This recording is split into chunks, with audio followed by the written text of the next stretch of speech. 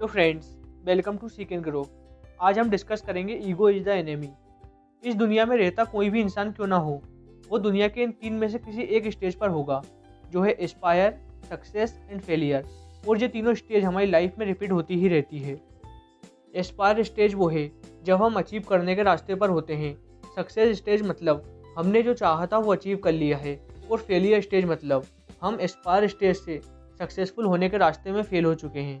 इन तीनों स्टेजेस में एक चीज़ जो हर वक्त हमारे साथ मौजूद रहती है वो है हमारा ईगो। और यही ईगो हमारा सबसे बड़ा दुश्मन होता है। जैसे गुस्सा और हंसी इंसान के चेहरे पर दिखता है, उसी तरह ईगो भी इंसान के बिहेवियर में दिख जाता है।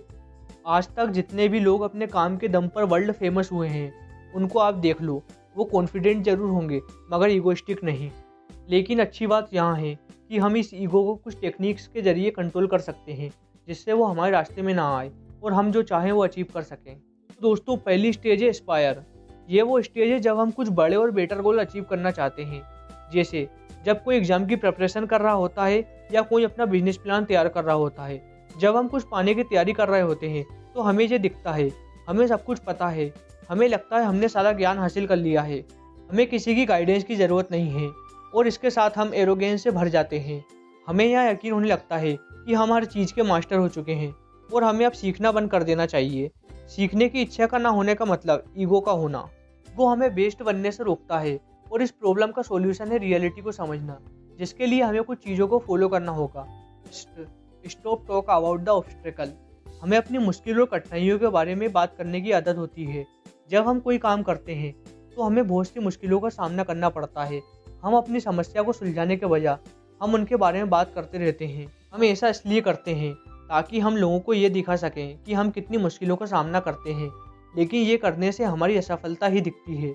इसलिए हमें अपनी समस्या के बारे में बात करने के बजाय हमें ऐसे काम पर ध्यान देना चाहिए जो हमारे लिए ज़्यादा ज़रूरी है। एंड टू वी और टू डू। जब भी हम कुछ हासिल करने का प्रयास करते हैं तो हमें स्ट्रगल करना पड़ता है। इस स्ट्रगल के टाइम हमें ये डिसाइड करना पड़ता है कि हमारे लिए अपने गोल और अपने कंफर्ट जोन में से क्या ज़्यादा ज़रूरी है। अगर हम कुछ महान करना चाहते हैं तो हमें अपने लक्ष्य को ही चुनना होगा।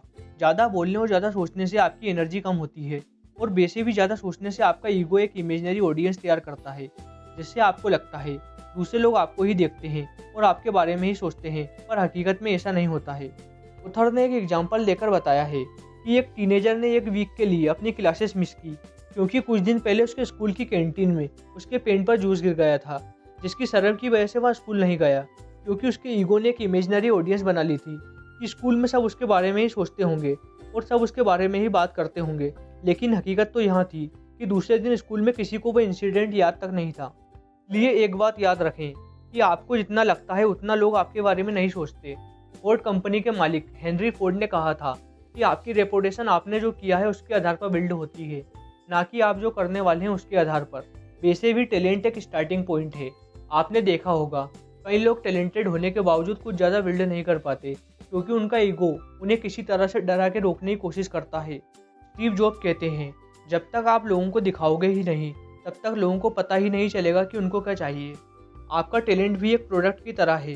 जब तक आप उसे रिप्रेजेंट नहीं करोगे तब तक लोगों को पता ही नहीं चलेगा कि उन्हें ऐसा कुछ भी चाहिए था। तो दोस्तों, सेकंड स्टेज है सक्सेस। जब हम सक्सेस के पास पहुंचने वाले होते हैं शायद हम इग्नोरेंट बनने लगेंगे। मतलब हो सकता है कि सक्सेस को करीब से आता देख हम सीखना छोड़ दें। अगर ऐसा होता है तो उसके पीछे कारण है ईगो। ईगो होने की वजह से लोग छोटी सक्सेस देखते ही सीधा सीखना छोड़ देते हैं और हम बड़ी सक्सेस पाने के लिए काम करना छोड़ देते हैं। तो अगर हम चाहते हैं कि हमारे साथ ऐसा ना हो तो हमें कुछ चीज़ों को फॉलो करना होगा। First, always stay student. सफलता पाने के बाद हमको लगता है कि हम सब कुछ जानते हैं। ये हमारे ईगो की वजह से होता है। इस समस्या के समाधान के लिए हमें किताबें पढ़ना चाहिए और ऐसे लोगों के साथ रहने की कोशिश करना चाहिए जिनसे हम कुछ ज्ञान प्राप्त कर सकें। जब हम कोई नई बुक पढ़ते हैं तो हमें पता चलता है कि हमें कितना कुछ जानने की ज़रूरत है। Second, stop telling yourself stories of past. हमें पास्ट के बारे में ज़्यादा ना सोचते हुए प्रेजेंट में जीने की कोशिश करनी चाहिए। प्रेजेंट पर फोकस करने पर ही हम रियलिटी का पता लगा सकते हैं। लेकिन अगर हम अपनी पास्ट की कहानियों में ही उलझे रहेंगे तो हम अपने आगे आने वाली कहानी में महान नहीं बन पाएंगे। Third, managing yourself. हमें अपने गोल और अपनी प्रायोरिटी को सेट कर लेना चाहिए। काम के टाइम हमें डिस्ट्रैक्शन से बचना चाहिए। और बाद में हमें अपने काम के रिजल्ट को एनालिसिस करना चाहिए। अपने गोल को पाने के रास्ते में हमें कई बड़े डिसीजन बहुत कम टाइम में लेने होंगे। ये ऐसे डिसीजन हैं जो हमें अपने फ्यूचर के बारे में सोचकर सही से लेना चाहिए, क्योंकि ये गलत डिसीजन हमारी सारी मेहनत बर्बाद कर सकता है। World famous warrior Genghis Khan अपने बेटों से कहते थे, अगर तुम अपने ईगो को निकाल नहीं सकते तो तुम कभी लीड नहीं कर पाओगे। चंगेज खान कहते थे कि दुनिया का कितना भी ऊंचे से ऊंचा पहाड़ क्यों ना हो, उस पर रहने वाला जानवर जब उस पहाड़ की चोटी पर खड़ा हो जाए तो वो जानवर उस चोटी से ऊंचा ही होता है। जैसे सक्सेस पाना मुश्किल है, वैसे ही वहाँ पर टिक पाना उतना ही मुश्किल है। ओथर कहते हैं, जो रियल में सक्सेसफुल लोग हैं मॉडेस्ट लाइफ जीते हैं, नॉर्मल घरों में रहते हैं और सिंपल कपड़े पहनते हैं। इसका मतलब यहाँ नहीं है कि उन्हें लग्जरियस लाइफ जीना नहीं आता, वो अपनी सिंप्लिसिटी के जरिए अपनी कोर वैल्यू को ज़्यादा महत्व देते हैं। मोहम्मद अली कहते थे, जब आप मेरे जितने ग्रेट होंगे तब हम्बल बने रहना काफ़ी मुश्किल होगा। वो बताते हैं, आज की दुनिया में कॉन्फिडेंस, स्किल और टैलेंट से भी ज़्यादा जो चीज़ रेयर है वो है सेल्फ अवेयरनेस और ह्यूमिलिटी। इसलिए जब भी आपको सक्सेस मिले उसे बरकरार रखने के लिए हम्बल बने रहे। दोस्तों, तीसरी और आखिरी स्टेज है फेलियर।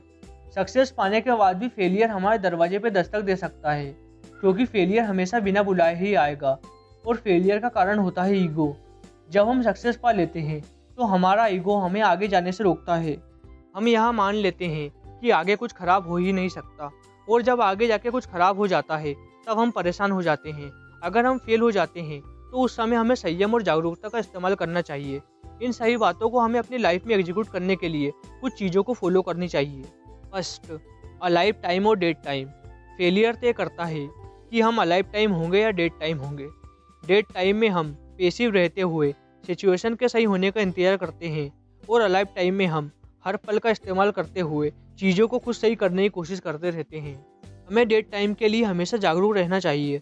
बैठे बैठे इंतजार करने के बजाय हमें अपनी सिचुएशन को बदलने के लिए खुद कुछ ना कुछ करना चाहिए।